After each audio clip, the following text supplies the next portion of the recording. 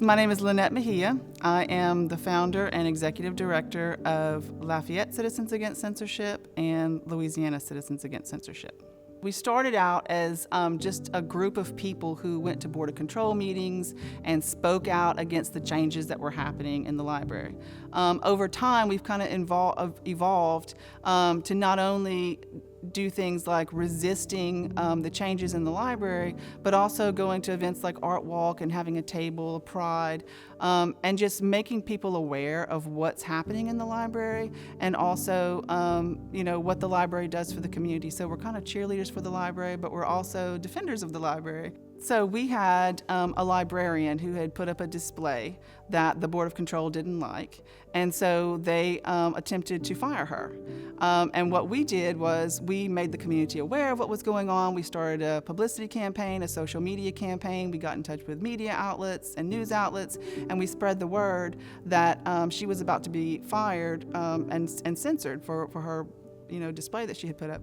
And so we were really proud because so many members of the community came out to that hearing. They supported her, they spoke up for her, talked about what an asset she was in the community, and her job was saved. And so I think public opinion is starting to kind of turn in our favor. When we went to the legislature this year, we had a bipartisan group of legislators who came to us and said, I didn't come to the legislature to put librarians in jail.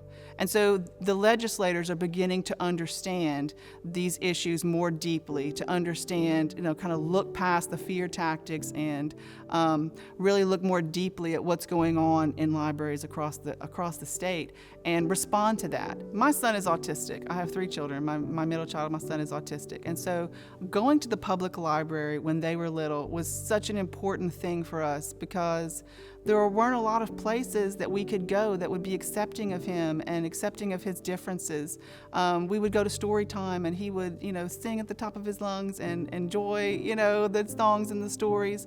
And so, and being able to have those resources, all the books available on autism, on, what was going on with him developmentally and how I could help him, and being able to take them at the same time, take my children and have them be able to check out books and sit quietly and read and enjoy, just the vibe of the library was just so important to us and to me as a mother because I felt loved, accepted. I felt like it was a safe place for us to go.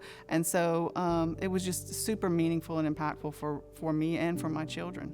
I can't influence what happens on a national level, really. I can't influence what happens around the world, but I can I can move the needle here in my own backyard by working on this project this issue that I feel is so important for our community.